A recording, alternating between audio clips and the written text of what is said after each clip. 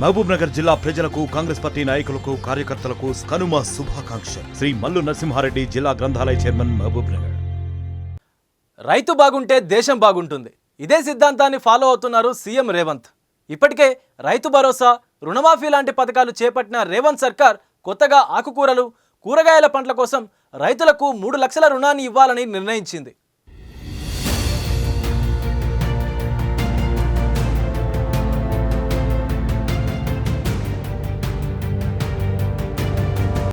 రైతుల కోసం ఎంత ఖర్చు పెట్టినా తప్పులేదు. అది రాష్ట్ర సమగ్రాభివృద్ధికి ఉపయోగపడుతుందని తెలంగాణ ప్రభుత్వం భావిస్తోంది.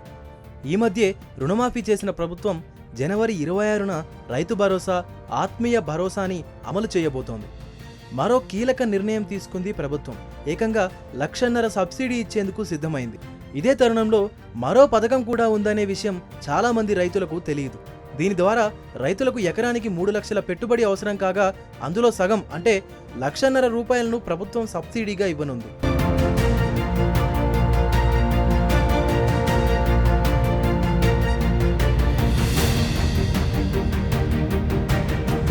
తెలంగాణ రైతుల్లో ఎక్కువ మంది సన్నవడ్లను పండిస్తున్నారు లేదా మొక్కజొన్న వేస్తున్నారు. ఇవి తప్ప వేరే పంటలు వేయడానికి చాలా మంది ఆసక్తి చూపట్లేదు. ఎందుకంటే సన్నవడ్లకు ప్రభుత్వం బోనస్ ఇస్తోంది. మొక్కజొన్న అనేది తక్కువ నీటితో త్వరగా చేతికొచ్చే పంట. అందుకే ఈ 2 పంటలనే రైతన్నలు ఎంచుకుంటున్నారు.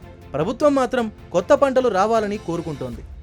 ఆ దిశగా రైతుల్ని నడిపించేందుకు ఈ పథకాన్ని అమలు చేస్తోంది. దీని ద్వారా సబ్సిడీ ఇస్తే రైతులు ఆసక్తి చూపిస్తారని భావిస్తోంది.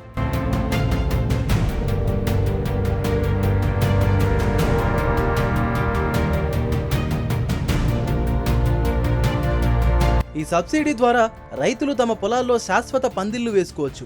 అలాగే మౌలిక సదుపాయాలు కల్పించుకోవచ్చు. శాశ్వత పందిళ్ల కోసం ఎకరానికి 3 లక్షల రూపాయలు అవసరమవుతోంది. ఇందులో సగం ప్రభుత్వం ఇస్తోంది, మిగతా సగం రైతులు పెట్టుకోవాలి. అంటే మిగిలిన 1.5 లక్షల రైతులు పెట్టుకోవాల్సి ఉంటుంది. ఇందుకు బ్యాంకులు రుణం ఇస్తాయి. ఈ పథకాన్ని ముందుగా పైలట్ ప్రాజెక్టు కింద నిజామాబాద్ జిల్లాలోని బోధన్లో ప్రారంభించబోతున్నారు. అక్కడ తీగజాతి కూరగాయల్ని సాగు చేస్తారు. ఆ తర్వాత రాష్ట్ర వ్యాప్తంగా అమలు చేయనున్నారు.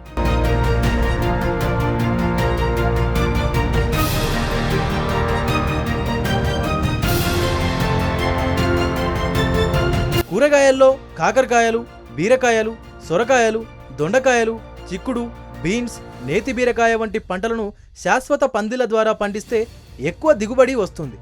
ఈ పందిళ్లు వేసుకునేందుకు ఎర్ర, ఇసుక, నల్లరేగడి నేలలు సరైనవి.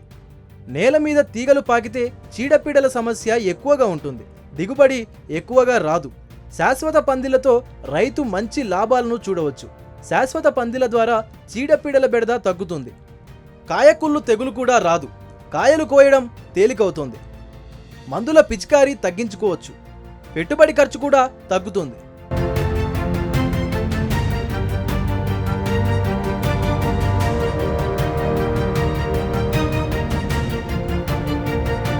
ఈ పథకం ఎప్పుడు ప్రారంభించేది ఖచ్చితమైన తేదీని ప్రకటించలేదు.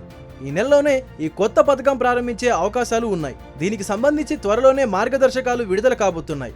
దీని ద్వారా రైతులు వరికి బదులు కాకరకాయలు, ఆనపకాయలు, బీరకాయలు, సొరకాయ, పొట్లకాయలు, ద్రాక్ష వంటి తీగజాతి పంటలను పండించగలరు. తద్వారా ప్రత్యామ్నాయ పంటలకు అలవాటు పడగలరు.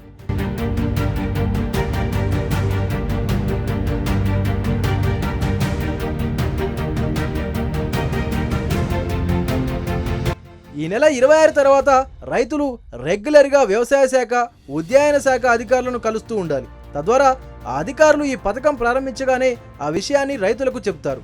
తద్వారా రైతులు వెంటనే దీనికి దరఖాస్తు చేసుకుని పథకం ప్రయోజనాలు అలాగే సబ్సిడీని పొందవచ్చు.